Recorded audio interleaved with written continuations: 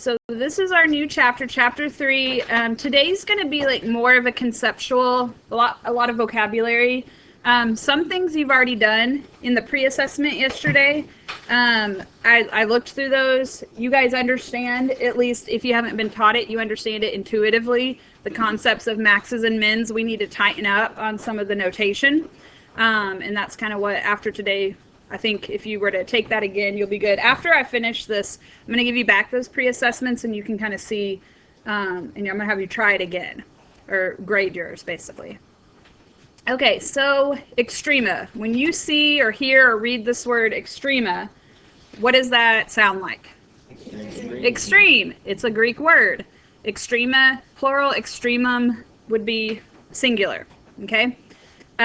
So it means extreme. Okay, it's talking about the mins and maxes of a graph, okay? So there's two different types of mins and maxes, two different types of extrema. We have absolute down here. Sometimes this is called global mins and maxes.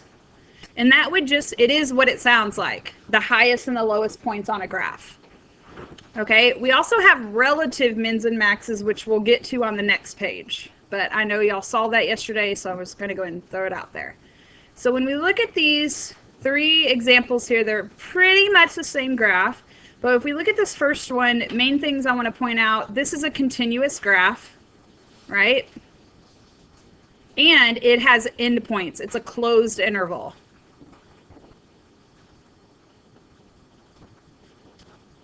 Okay, we're going to see this kind of connect to a theorem in a minute.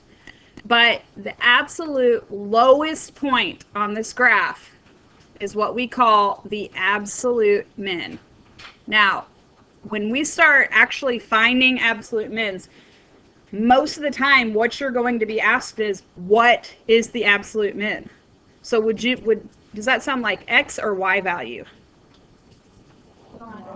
Yeah, the Y value, because the lowest refers to height, right? Okay, the highest, what would be the absolute max then? 5, okay? And then sometimes you're going to be asked, where is the absolute min or max? Think of it this way. If you're running a business and you want to minimize cost, you may want to know what is the minimum cost, and you may want to know, okay, how many hours does this machine need to run so that we have a minimum cost? Or how many employees do I need? Okay, so you may be wanting to know the X value. You may want to just know the min or the max. Okay, so this is a pretty standard example. If you look at B, how is B different? It's still continuous, at least in between it's continuous, but it has an open interval. It does not have endpoints.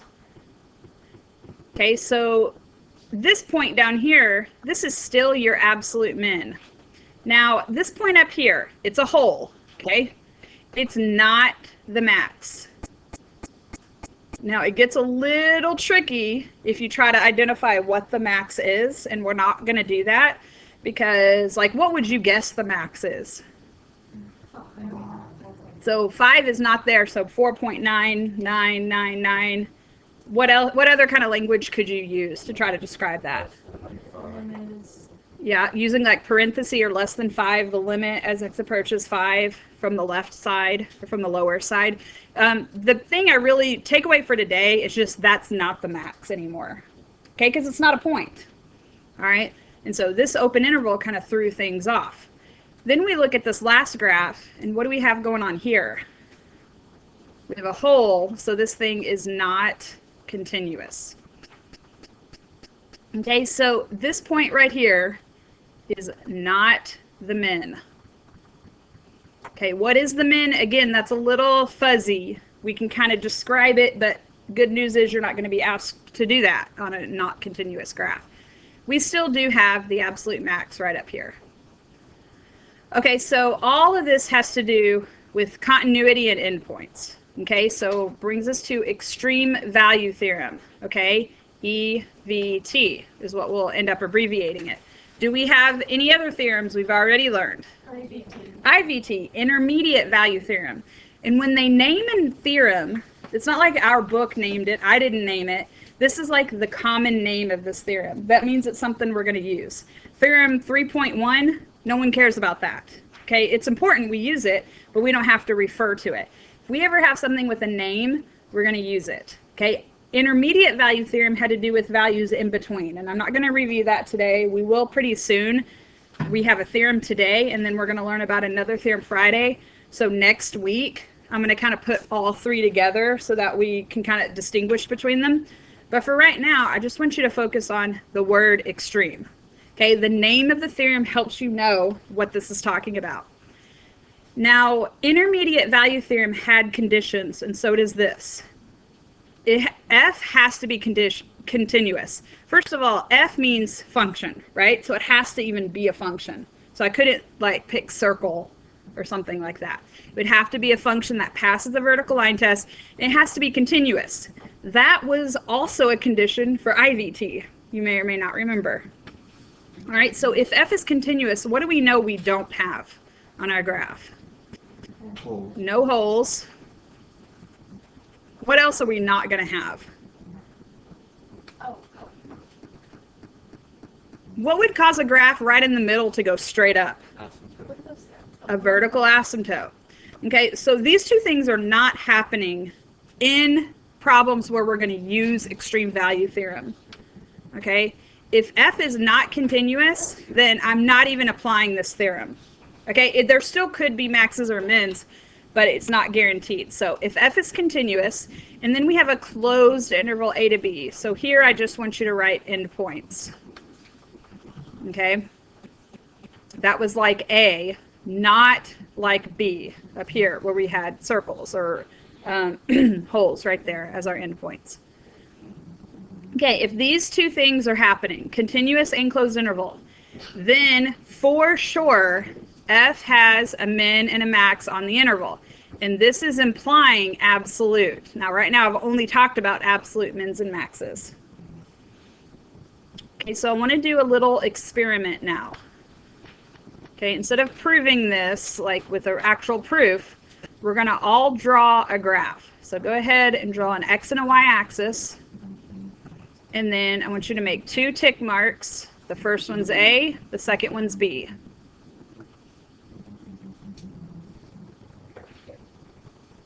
Okay, somewhere I want you to draw a point where the X value is A. It can be really high, it can be in the middle, it can be low. And I don't want you to do it how I'm doing it. I want you to graph it somewhere else. Because I want us all to have different graphs. And then do the same for B. It can be higher. It can be the same height as the point you did for A. It can be lower. But I really don't want you to draw what I'm drawing. I want you to try to do something different, even if it's just a little different. So that satisfies the endpoints. What I want you to do now is to connect A to B, and you cannot have any holes, and you cannot have any vertical asymptotes. You can have cusps, though. That's okay. You can go really high up, really low down. You can go be boring and just connect the two in a line. You can do whatever you want to do, but everybody go ahead and draw a graph. Connect to the two, a continuous graph from point to point.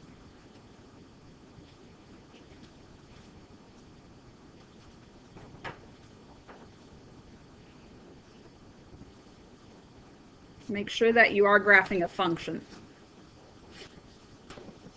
So you can't be going like, you couldn't do this. Okay, that's not a function. So you can get crazy, but not that crazy. Okay, what I want you to do now is label where your absolute max and absolute min is. And you should have one. This theorem is saying if you did this right, you should have one. Now, it is possible for you to have, if you have 2 points that are the same height, that could be your absolute max or min. There could be like a tie. That's okay. Probably most of you, the way you drew it, you probably only have one.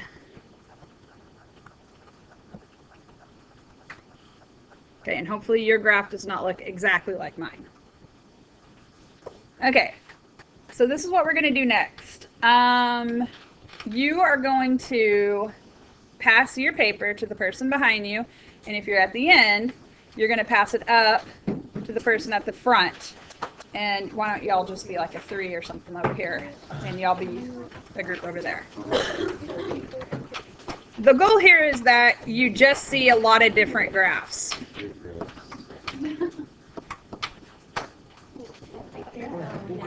All right, so, okay, some of you were saying that the person went way high up or way below the x-axis. Some of you didn't think about that. Some of you were saying, oh, this person just did a line connecting A to B. Did you see a graph where the absolute max or min was at an end point? And if not, you can look up here and see mine, where the absolute min here in my problem is an endpoint. Did you see at least one where it was not at an endpoint? It was at somewhere in between, either the max or the min, or both.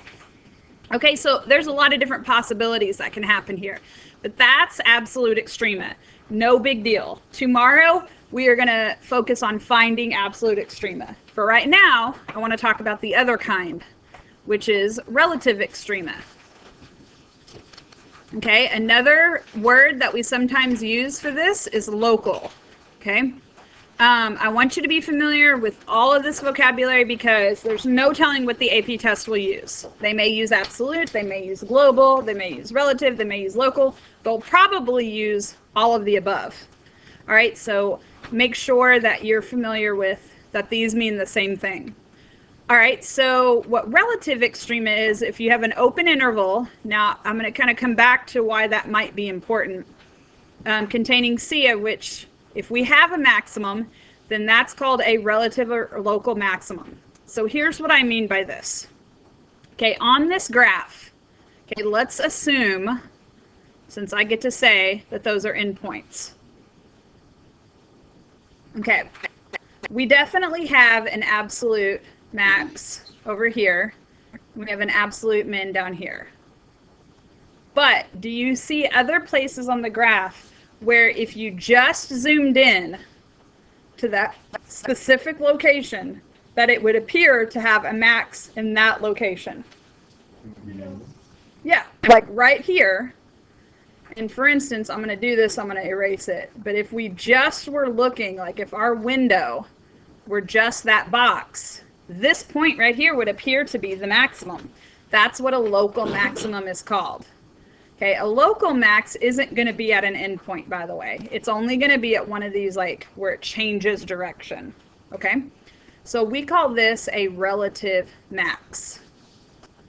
Okay, do you see any other relative extrema in this problem? Relative min. A relative min, right down here. Okay, so let me give you a real-life example of kind of the difference between these two. If I asked you, who is the oldest person in here, what would you say? Me, right? I'm the oldest person in here. If by in here, we mean this room, right? I am the oldest person in this room. Am I the oldest person in this hallway? Probably not. Probably not. Am I the oldest person in the school? No. Definitely not. There's other people that are older than me, okay? Eventually I'll be the oldest, but not yet, okay? And if I mean in here, like in Richardson, well then, you know, for sure I'm not the oldest person. So absolute would be like in this whole, you know, it's like, we're talking like the oldest person on the planet, okay? But relative max would be whatever you define it to be, okay? So this open interval, that's what kind of refrains you to just that specific part. We're not going to define that interval, but that's what it means by that. Also, the open interval is why you can't have relative extrema at an endpoint, okay? I get how you can explain relatively over here, this is the highest point. In the end, your relative maxes and mins are only going to be where the graph changes from increasing to decreasing or decreasing to increasing. End of story, okay? Let me ask you a few questions before we move on. Is it possible that the relative max could also be the absolute max? Could I change this graph in such a way that that happens? Yes. What would I need to do? Just make this. Yeah, just cut that graph down to maybe right about there. And now the relative max is the absolute max. So they don't have to be the same, but they could be the same. Okay, likewise, the absolute min could be a relative min, or it could be an endpoint. All right, and we're going to talk more about that tomorrow. For now, let's look a little bit closer look at relative extrema. So we're going to come up with a rule that has to do with relative extrema and their derivatives. All right, now there's kind of two different ways to do this. On all three of these examples, if you notice, there's a graph and an equation. So the easier way to do this is by looking at the graph.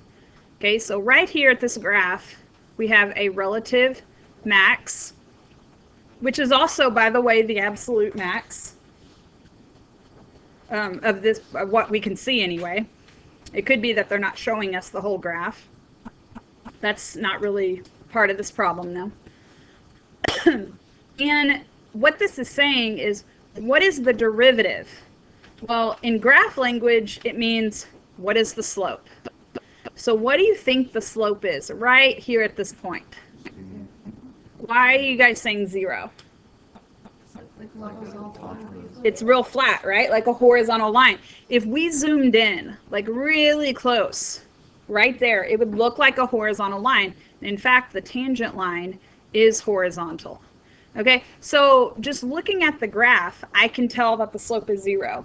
This really isn't very good because, what if the maximum is really at like 3.1? You know what I'm saying? So we're going to do this algebraically as well, and we're not always going to be given a graph. So this is some algebra we're going to do today. We're not doing very much algebra, but on this problem I want to go ahead and do it. So we need to actually take the derivative. So one thing I could do to this problem to make the derivative easier, at least distribute the 9. This prevents us from having to use like all sorts of different rules. So I'm going to distribute that 9 and get 9x squared minus 27. Now, I could keep this whole thing over x cubed, and then what rule would I need to use? Quotient. Okay? But if I kept using quotient, in the denominator, I would have x cubed squared, and look what number I'm plugging in for x, 3. That could get really messy, and this is going to be a no calculator thing. So if I can get out of quotient rule by kind of rearranging this problem, that's what I'm going to do. So we've done this before, it's just been a while. So what I'm doing, instead of the whole thing over x cubed, the whole thing, it's just each piece, and then simplify each piece so that it looks like a polynomial. So 9x squared over x cubed, that would simplify to 9x to the negative 1. And then 27 would be 27x to the negative 3. Okay, this thing right here is going to be much easier to derive, and that derivative is going to be much easier to compute for x equals 3. So let's find f prime. We're just using power rule here. Negative 1 times 9 is negative 9, x to the negative 2. Negative 3 times 27, that'd be plus 81, x to the negative 4. And before I plug in 3, I'm going to kind of rewrite it so that it looks like that, because that's just going to make things easier for me. So instead of times x to the negative 2, I'm going to actually write this as x squared. Same thing on here. I'm going to write it as all over x to the 4th. This is going to make the next part, which is evaluating the derivative at 3, easier. Now keep in mind, I already know I'm going to get 0. I'm just verifying it using the algebra. And as gross as this is, it is not nearly as bad as quotient rule would have been. So negative 9 over 3 squared plus 81 over 3 to the 4th. This is a little gross, but not too bad, because 3 squared is 9. And remember, the trick to taking something to the 4th is squaring it, 9, and squaring it again. And I can see that this is negative 1 plus 1, which is 0. Okay, so you get the same answer. Okay, we got that all of that to say the derivative is 0. Okay, So the rest of the lesson, we won't do that much algebra. We'll leave that stuff for tomorrow. Okay, so derivative is 0. So my next question is, of course, is the derivative always going to be 0 at a relative extrema?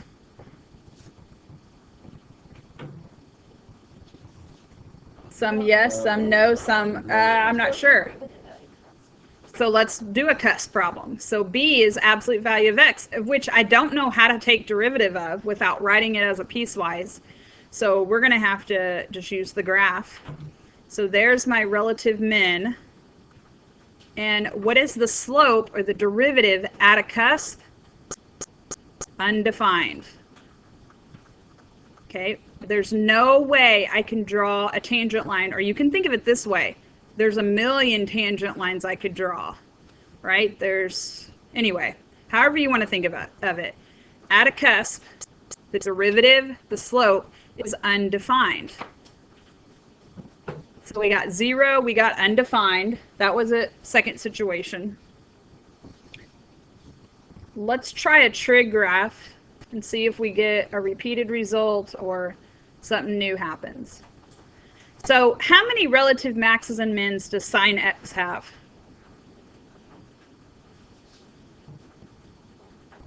What's going to happen? What happens to sine x right here? It keeps going forever and ever and ever and ever. So how many relative maxes? Infinitely many. Okay? This has to do with like general solutions. My pre-cal class just learned that. Do y'all remember that from last year? You had to write equations because there were so many solutions. So let's only focus on these two.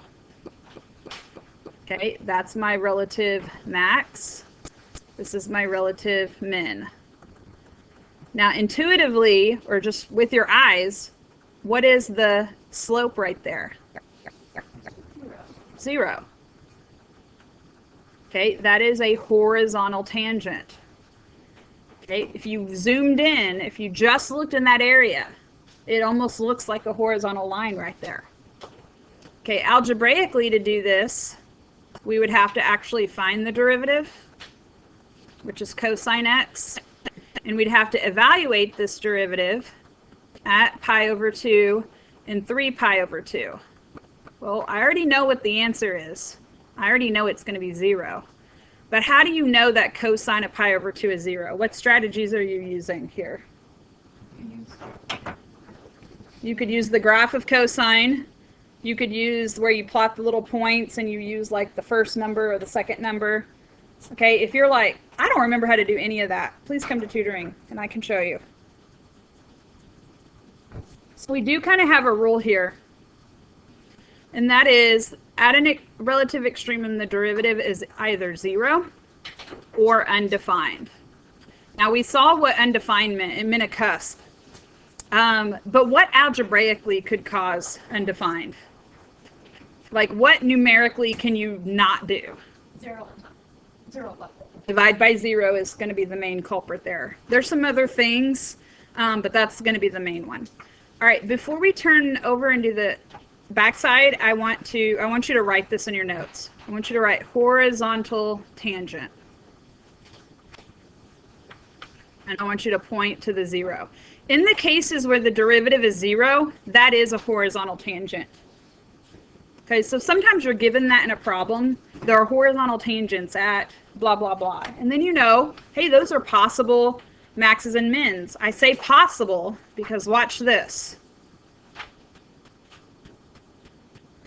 Okay, this point right here has a horizontal tangent, but it is not a max or min. Do you see that? It goes flat, but it doesn't change direction. Okay, so I'm going to come back to this idea. This is rare. It doesn't happen a whole lot. So just because you have a horizontal tangent does not mean you have a relative extremum, although most of the time you will.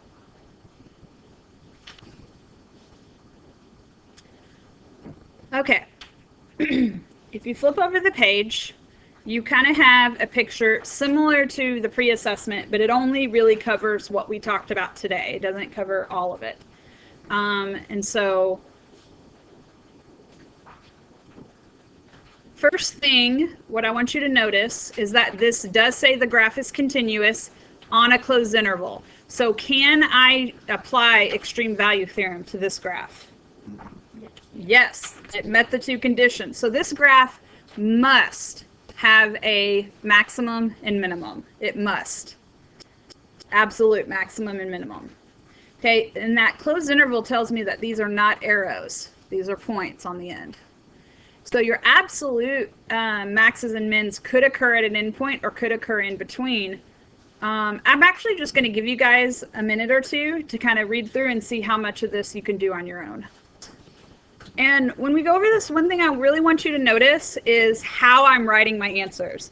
Because I think, like, if I said point on the graph where this happens, I think we're good. But the way we write our answers is important, so I want you to pay attention to that. So first of all, horizontal tangents. You didn't have to do this, but I'm going to go ahead and just write a little HT next to all of them. Notice that I'm not putting that on the endpoints. Okay, so watch how I write this answer. You've got to have x equals. You can't just write the numbers. Now I can write x equals 1, x equals 3, and so on. But since I know there are multiple answers, I can just write it as a set. 1, 3, 5, 7, and 8.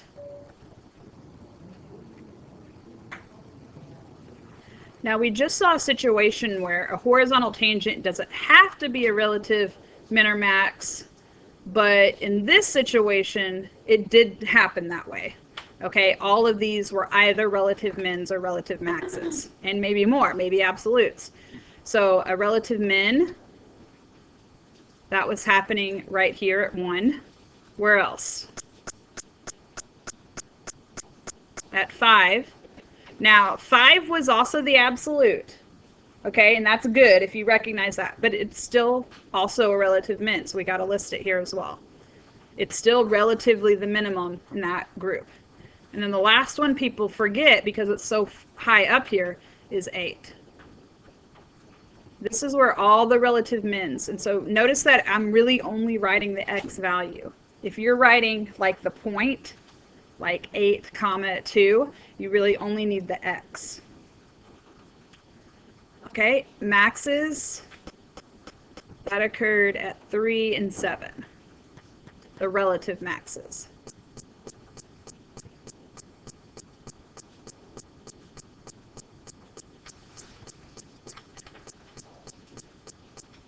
Okay, absolute min. All right, absolute min was right there. It was a relative min and a horizontal tangent. And so this says an absolute min of. What we want to write here is actually what is the lowest number this function goes to, which would be the y value. So you should put -3. And then the at is what is the x value where this is happening.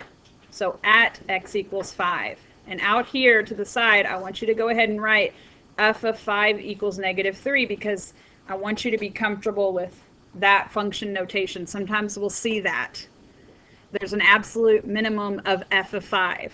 And what that's telling you is where that minimum is. So using the same kind of notation, what was the absolute max? 4, and that was happening at x equals 9. And so over here we could say f of 9 equals 4.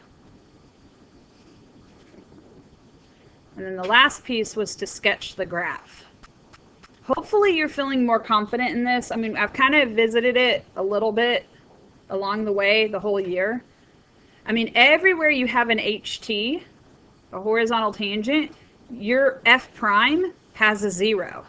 Because, you know, horizontal tangent, that means the slope is 0. So your derivative, which I'm going to graph here in blue, should have a 0. It should cross the x-axis.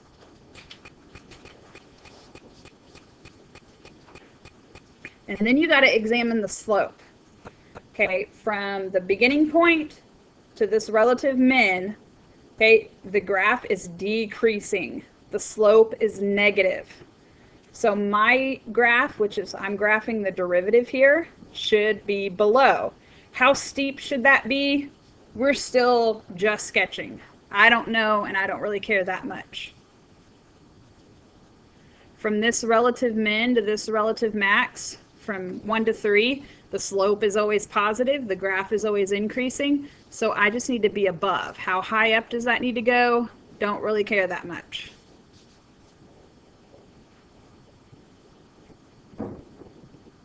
So go ahead and finish this if you can. And make sure you're only crossing the x-axis on the zeros you've already plotted. Don't cross the x-axis anywhere else.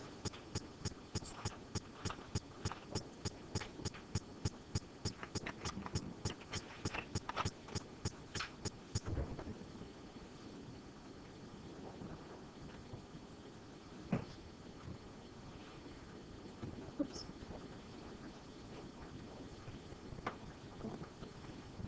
Make sure you label that graph as f prime.